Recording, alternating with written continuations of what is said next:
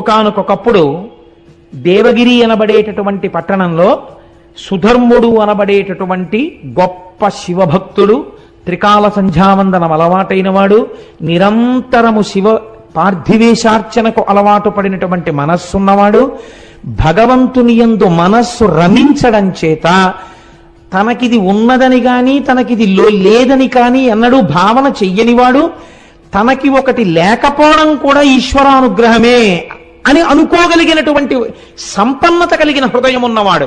ఇది చాలా కష్టం అండి. ఈశ్వరుడు ఒక్కొక్కరికి ఒకటి ఇవ్వడు. లోకం ఏమంటుందంటే వాళ్ళకి ఇది లేదంటుంది. కానీ వాళ్ళంటారు ఈశ్వరుడు మమ్మల్ని ఉద్ధరించడానికి మాకు అది ఇచ్చి ఉండకపోవచ్చు అంటారు. అది వాళ్ళ భక్తి. వాళ్ళ భక్తి నీకేం తెలుసు వాళ్ళని అలా అని నువ్వు పాపం మూట కట్టుకుంటున్నావు. కాబట్టి ఇప్పుడు అటువంటి భక్తుడు ఒకడున్నాడు. ఆయనకి సుదేహ అని ఒక భార్య ఉన్నది. ఆమె మహాసౌశీల్యవతి, భర్తని నిరంతరము ధర్మమునందు అనువర్తించేటటువంటి స్వభావము కలిగినటువంటి తల్లి. చాలా కాలం ఇలా ఉంటుండగా వీళ్ళిద్దరికీ బిడ్డలు కలగలేదు. బిడ్డలు కలగకపోతే ఈ భార్య వెళ్ళి భర్త దగ్గర బాధపడింది. ఏమండి, మన తర్వాత వంశం నిలబడడానికి, పూజామందిరంలో పూజ చేయడానికి ఇంట్లో వండిన పదార్థం ప్రేమతో అమ్మా అని పిలిచి తినడానికి బిడ్డలు లేరు. ఈ తల్లితనం లేకపోవడం నాకు చాలా బాధగా ఉంది. అందుచేత మనకి బిడ్డలు లేనటువంటి ఈ లోటు ఎలా పూడుతుంది అని భర్త దగ్గర ఏడ్చింది. ఆయన ఏమనాలండి, నిజమే, ఈ లోటు ఎలా పూడుతుంది, మనకి బిడ్డలు కలగట్లేదు అనాలి. కానీ ఆయన ఎంత గొప్ప మాట అన్నాడో తెలుసా అండి భార్యతో? ధీరుడుగాన, ధీరత్వం అంటే జ్ఞానమునందు రమించేటటువంటి స్వభావం, అటువంటి బుద్ధి ఉన్నవాడు కాబట్టి ధీరుడుగాన తత్పతి మదింగనకెట్టి విచారమున్ మహోదారతతో ఇటుల్నడు తన్విరో వందురనేల ఇట్టు లెవ్వారికి నెవ్వారౌదురిలా బంధువులెవ్వరు తల్లిదండ్రులెవ్వారలు పుత్రులెవ్వరిక స్వార్థపరంబు జగంబు సర్వమున్. ఏమిటే నీ వెర్రి? ఎవరు ఎవరికి తల్లిదండ్రులు, ఎవరెవరికి బిడ్డలు, ఎవరి స్వార్థం వాళ్ళది. కలిసినవి విడిపోతుంటాయి. పట్టు విడిపే ఈ లోకమునకున్నటువంటి స్వభావం. ఇలా పట్టుకుంటుంది, అలా విడిపోతుంది. విడిపోయిన వస్తువుని పట్టుకున్నాను నువ్వు లేకపోతే నేను ఉండలేనన్నవాడు 11 రోజుల్లో మరిచిపోతున్నాడు. మరిచిపోయేవాడు సంతోషంగా తిరిగేస్తున్నాడు. వాడికి మళ్ళీ నువ్వు లేకపోతే నేను ఉండగలనా అని చెప్పిన వాడెవడున్నాడో వాడు సంవత్సరం తర్వాత ఎవరు లేకపోతే ఉండలేనన్నాడో వాళ్ళ తిథిని గుర్తు చేయడానికి ఇంటి పురోహితుడు వచ్చి గుర్తు చేస్తే తప్ప తద్దినం పెట్టని వాడయి ఉన్నాడు. అంతటి కృతజ్ఞమే ఈ లోకం. అటువంటి బిడ్డల కోసం, దేనికోసం నీకు ఈ అలజడి? నువ్వు ఈ సంబంధాన్ని ఈశ్వరుడు ఎందు పెట్టు. నువ్వు తరిస్తావు, నేను తరిస్తాను. అవన్నీ ప్రతిబంధకాలు తరించడానికి, ఏమో తొందరగా మనల్ని లాగేయడానికి, ఏ అడ్డు లేకుండా చేసేయడానికి, తొందరగా తన వైపు ఈడ్చి పారాయడానికి ఈశ్వరుడు అసలు సంతానం లేకుండా చేశాడేమో. లేవంటావెందుకు? ఏది మనకివ్వడానికి అది లేకుండా చేశాడో ఈశ్వరుడు యందు మనస్సు పెట్టన్నాడు. అంటే పాపం ఆవిడ సర్దుకుంది మనస్సు. కానీ లోకం అనేటటువంటి ఒక వస్తువు ఉంది కదండి, దీనికి అనవలసిన మాట అనరాని మాట అన్నది తెలియదు. ఇతరుల్ని బాధించి బతకడం కలియుగంలో లక్షణం. ఎందుకని చిత్తవృత్తులు రాక్షసులై ఉన్నాయి. ఇంత మాట అనడమా? ఆ మాట ఎంత ప్రమాదానికి ఎడుతుంది, ఎంత బాధపడతారని ఆలోచించకుండా మాట్లాడతారు. కాబట్టి ఈవిడ ఒకసారి పొరిగింటికి వెళ్ళింది. ఏదో పేరంటం జరుగుతున్నప్పుడు ఏదో వాదులాట వచ్చింది స్త్రీల మధ్య. వాదులాట వస్తే ఈ ఈ సుదేహ తనకి తెలిసినటువంటి ఒక మంచి మాట చెప్పింది. ఇలా చెయ్యకూడదు అని ఏదో అంది. అనేటప్పటికీ ఆవిడంది కోపంతో, చెప్పడానికి నీకున్న యోగ్యత ఏమిటి అని చెప్పడానికి ఆవిడ ఒక అనరాని మాట అనేసింది. దుడ్డు కలుగునేమో గొడ్డుదానవు నీవు, తినుటకెవ్వరేని దిక్కులేరు, బిడ్డలున్న దాన్న పేర్మినాకెనయవుదే తల్ల క్రిందులగుచు తపసుకొనిగా. ఏమిటి నువ్వు మాట్లాడేది? నువ్వు గొడ్రాలివి. ఎంత ఉంటే ఏమిటి? దుడ్డు కలుగునేమో, నీకు డబ్బు ఉందేమో, మీ తర్వాత తినడానికి ఎవడున్నాడు? రాజులు పట్టుకెడతారా సొమ్ము? మాకు అలా కాదు. మా తర్వాత తినడానికి పిల్లలున్నారు. మేము వండితే అమ్మా అని తినడానికి పిల్లలున్నారు. మా ఐశ్వర్యం నీకెక్కడొస్తుంది? ఇక నీకు పిల్లలు పుట్టరు. నువ్వు తలకిందులుగా తపస్సు చేసినా ఇక నీకు అమ్మా అన్న మాట లేదండి. నిజంగా అది ఒకళ్ళు అనక్కర్లేదండి. అలా అనిపించుకోలేకపోయిన వాళ్ళు ఎంత బాధపడుతుంటారో. నాకు ఈ పద్యం చెప్పడానికి ఇవ్వాలి నేను ఇక్కడికొచ్చి కూడా పుస్తకం తిప్పా, దీన్ని ఆపి చెప్పడం ఏమైనా కుదురుతుందా అని. అలా కుదరదు అని నిర్ధారించుకున్న తర్వాత మాత్రమే నేను ఈ మాట చెప్పవలసి వచ్చింది. ఇలాంటి పద్యాన్ని కథాంతర్గతంగానైనా చెప్పినందుకు సిగ్గుతో తలంచుకుంటున్నాను. ఎందుచేతనంటే అది ఒక స్త్రీ మనస్సుని ఎంత బాధ పెడుతుందో నాకు తెలుసు. ఆ మాట అనరాదు. ఆ మాట అంది, పాప ఆవిడ చాలా బాధపడింది. చాలా పద్యానికి అంతకన్నా వ్యాఖ్యానం అనవసరం. కాబట్టి ఇప్పుడు ఎవరికి చెప్పుకుంటుంది? భర్తకి వెళ్ళి చెప్పింది, నాకు బిడ్డలు పుట్టరా, నాకు అమ్మా అన్న మాట లేదా అని అడిగింది. అడిగితే ఆయన అన్నాడు, నువ్వు బిడ్డలు పుట్టరా అని నేను ఎంత చెప్పినా నీ మనస్సు ఈశ్వరుడు ఎందుకు చేర్చుకోలేకపోతున్నావు? మళ్ళీ మళ్ళీ అటువైపుకి ఎందుకు పెడతావు? ఎందుకు ఆ దుఃఖం? దానివల్ల ఏమిటి కలుస్తుంది నీకు బిడ్డలు కలుగుతారో కలగరో, నేను దోషము నీదో లేకపోతే దోషము నాదో, ఒకవేళ ఈశ్వరుడు బిడ్డలు నీ దోషము వలనే కలగకుండా ఉంటున్నారో తేల్చడానికి ఒక పరీక్ష పెడతాను, ఈశ్వరుణ్ణి అడుగుతాను, ఇది భక్తి అంటే అని ఆవిడికి చెప్పకుండా ఆయన ఒక పరీక్ష పెట్టాడు. 2 పూలదండలు తెచ్చి భగవంతుడి యొక్క పాదముల దగ్గర పెట్టాడు. 2 విరుల దండలు శివుని దండన నుంచి తీయు కోమలాంగి పడతి, ఒకటి తీయుమనిన ఇష్టకుసుమము బాసి ఈవలి పుష్పంబుగొనిన పెదవి విరిచే కోవిదుండు. 2 పువ్వులు పెట్టేని శివుడికి ఒక విజ్ఞాపన చేశాడు.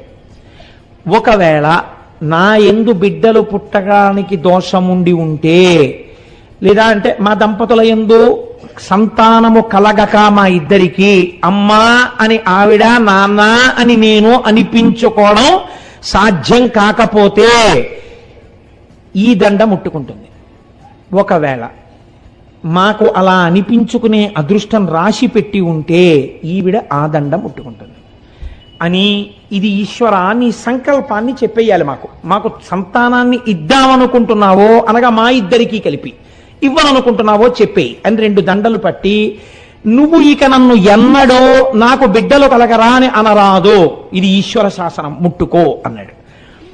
ఆయన ఏ దండ ముట్టుకుంటే పిల్లలు పుడతారని సంకల్పం చేశాడో అది విడిచిపెట్టి 2వ దండన ఆవిడ తీసింది. ఆయన అన్నాడు, పెదవి విరిచే కోవిదుండు, కాబట్టి మన ఇద్దరికీ సంతానం కలగరు, ఇంకా నువ్వు ఈ ప్రశ్న నన్ను వెయ్యవద్దు, నువ్వు చక్కగా సంతోషంగా ఈశ్వరుడు యందు మనస్సు పెట్టుకో అంటే ఆవిడంది, అలా వీల్లేదు, నాకు కొడుకు పుట్టకపోయినా నాకు బాధ లేదు, నేను అమ్మా అని పిలిపించుకోవడానికి మీరు ఇంకో పెళ్లి చేసుకోండి, ఆమె వలన సంతానం కలుగుతారు కదా, కలిగినప్పుడు నన్ను అమ్మా అని పిలిస్తే నాకు చాలు, కాబట్టి మీరు పెళ్లి చేసుకోండి అంటే ఆయన అన్నాడు, ఇది చెప్పినంత తేలిక కాదు, ఇది ఒకనాడు నీ యందు పినుభూతమై కూర్చుంటుంది. ఏమవుతుందో తెలుసా? అనవిని ఇప్పుడు ఇట్టులే నీవనెదవు వేరోర్తి పెండ్లి ఆడిన సవతింగని పోరుసేతువెంతయు అనుమానము లేదు పెండ్లి ఆడను మరలన్. నాకు సంతానం అక్కర్లేదే, ఈశ్వరుడు ఉన్నాడు చాలు. ఇప్పుడు ఇలా అంటావు, నిజంగా రేపు నేను వేరొక స్త్రీని వివాహం చేసుకుని ఆమె వలన నాకు బిడ్డలు కలిగితే నీ యందు అసూయ ప్రబలుతుంది, పెద్ద గొడవలవుతాయి, మనశ్శాంతి పోతుంది, శాంతి లేని చోట ఈశ్వరోపాసన ఉండదు, కాబట్టి నేను పెళ్లి చేసుకోనన్నాడు. ఆవిడ చచ్చిపోతానన్నంత హఠం చేసేసింది. నువ్వు చేసుకుని తీరవలసిందే. ఆవిడ మాట కాదనలేక ఆవిడ చెల్లెల్ని వివాహం చేసుకున్నాడు. ఆ చెల్లెల్ని వివాహం చేసుకున్నాడు, ఆమె పేరు గుష్మ. గుష్మ అనబడేటటువంటి స్త్రీని వివాహం చేసుకున్నాడు. సంతోషంగా కాలం గడుస్తోంది. ఆవిడకి ఒక లక్షణం ఉంది, ఏది ఇంట్లో జరిగినా ముందు అక్కగారికే చెప్పేది. భర్త కూడా పెద్ద భార్యని గౌరవించి మసలుతున్నాడు.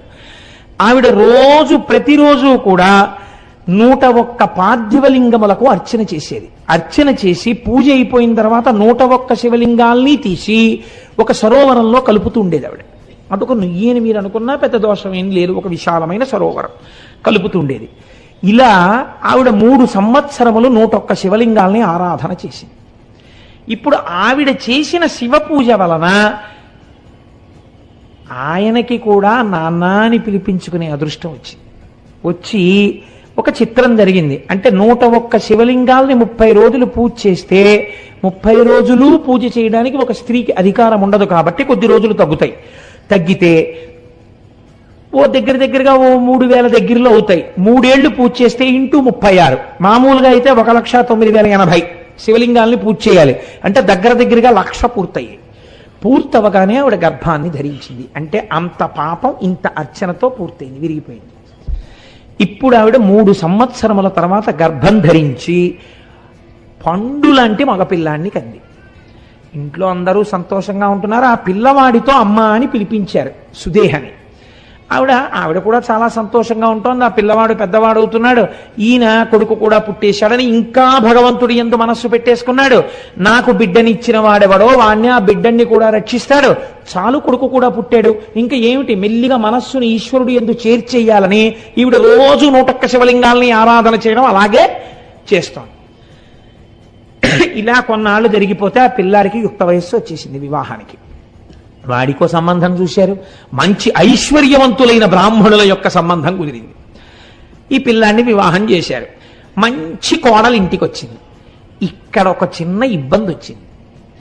వీళ్ళైతే ఈవిడ్ని గౌరవంగా చూశారు, కానీ వియ్యాలవారని ఒకరు ఉన్నారు కదా, వారు సహజంగా ఎవరిని ఎక్కువ గౌరవిస్తారు? ఆ పిల్లవాడి యొక్క సొంత తల్లి, కన్న తల్లి ఎవరో ఆవిడికి పెద్దపీట వేశారు వాళ్ళు. వియ్యపు వారలు వారల వియ్యంబులు ఘుష్మనెంత వేడుక చూడన్ కొయ్యతనంబున నొర్వక గయ్యాలు సుదేహం ఎండుగా తపించన్. మా వియ్యపురాలు అని గౌరవం ఇచ్చి ఎంతో ప్రేమగా చూసి అన్నింటికీ మా వియ్యపురాలని ఈవిడ్ని పిలిచేవారు. ఆ వియ్యాలవారు కూడా ఈవిడ వియ్యపురాలని ఈవిడ్ని పిలిచేవారు. ఎంతైనా నేను వియ్యపురాలని కాను, కన్న తల్లి కాబట్టి అదే వియ్యపురాలు, చూశావా నేను కాలేకపోయానన్న కక్ష పెరిగిపోయింది. వీళ్ళు అసూయ ప్రబలడానికి ఇది హేతువైనది. ఇంత కష్టపడినా ఒకరోజు కొడుకు కోడలు ఒక పాన్పునందు శయనించి ఉన్నారు. శయనించి ఉండగా ఈవిడ అసూయ రోజు రోజుకి పెరిగింది. నా చెల్లెలైనటువంటి ఘుష్మకి ఇంత గొప్పగా ఆదరణ కలగడానికి కారణమేమి? ఆవిడ శివ పూజ అని ఈవిడ గుర్తించలేకపోయింది. ఆవిడ అనుకుంది ఒక కొడుకు ఉండడమే, ఆ కొడుకే లేకపోతే ఇంత ఆనందంతో ఉన్నటువంటి చెల్లెలు కళ్ళ వెంట నీటిధారలు కారుతుండగా గుండెలు బాదుకుని ఏడిస్తే తప్ప నా అగ్నిహోత్రం చల్లారదు అని ఒక రాత్రి వేళ భార్యతో కలిసి నిద్రపోతున్నటువంటి పిల్లవాడి గదిలోకి వెళ్ళి ఒక కత్తితో ఆ పిల్లవాడిని పొడిచి చంపేసింది. చంపేసి ఆ పిల్లవాడి శరీరాన్ని కోసేసింది, ముక్కలుగా కోసేసి ఇవన్నీ కలిపి మూట కట్టింది. అంటే ఎంత భావనా వ్యగ్రతని పొందేసిందో చూడండి. ఇంకా ఇవి మూట కట్టి తీసుకెళ్ళి రోజు శివార్చన చేసి నీటిలో కలుపుతుంది కదా, దీని బతుకు బయటికి రావాలని తీసుకెళ్లి ఆ శివలింగాల్ని కలిపే చోట నీళ్లలో ఈ శరీరం ముక్కలు పారేసింది. తెల్లవారింది. పాపం ఆ పిల్ల ఇంకా చిన్నపిల్ల, కోడలు అష్టవర్షేత్ భవేత్ కన్యా అని కదా, ఏదో 12 ఏళ్ళు ఉంటాయేమో, 13 ఏళ్ళు, గుర్రు పెట్టి నిద్రపోతోంది శుభ్రంగా చక్కగాను. తెల్లవారింది, లేచింది. ఈలోగా తెల్లవారకట్ట లేచి నదీ తీరానికి వెళ్ళిపోయాడు. ఆయన సంధ్యావందనం చేసుకుని ధ్యానం చేసుకోవడానికి గుళ్ళో. ఈవిడేమో కూర్చుని 101 లింగాల్ని అర్చన చేస్తోంది. ఆ పిల్ల నిద్ర లేచి చూసింది, తన ఒంటి మీద పక్క మీద నెత్తురు అట్టలు కట్టేసి ఉంది. తన భర్త శరీరంలో కొన్ని భాగాల యొక్క ముక్కలు మంచం మీద పడున్నాయి. ఆవిడిది చూసి గొల్లుని ఏడుస్తోంది కోడలు. సుదేహ గబగబా లోపలికి వెళ్ళి చూసి, అయ్యో కొడుకు పోయాడమ్మా అని ఈవిడ కూడా ఏడుస్తూ ఈ ఘుష్మ ఏడవదే అని చూస్తోంది.